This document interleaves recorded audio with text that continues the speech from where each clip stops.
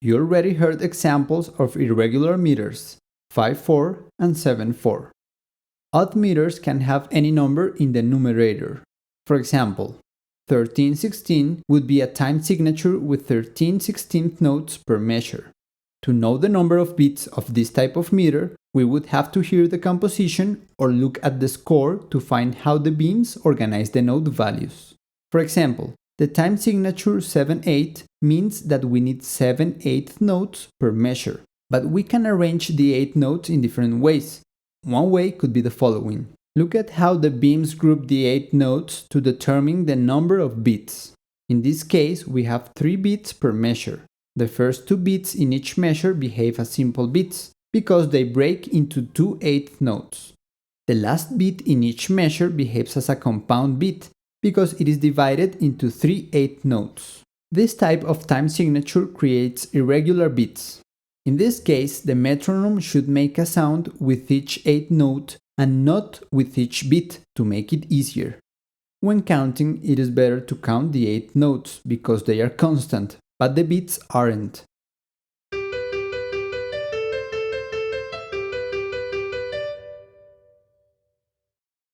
This example organizes the 8 notes as 2 plus 2 plus 3, because this is how the beats are arranged. Depending on the music, you could organize a 7/8 meter as 3 plus 2 plus 2 or 2 plus 3 plus 2. In most cases, a composition uses the same time signature for the entire piece of music, but any composition can have multiple time signatures in different moments. Progressive rock uses many changes in time signature per composition. I recommend that you search sheet music for your favorite music. Each song you read will teach you something new. You can also try to write your own rhythms. The software used in these lessons is called MuseScore, and you can download it free from musescore.org. There you can also find videos to learn how to use the software. I hope you have learned a lot through these lessons about reading and writing rhythm. Please share this music course with your friends, family, and fellow musicians. And thanks for clicking the thumbs up button. Subscribe to our YouTube channel and follow us on social media to be the first to know about new content. Happy learning!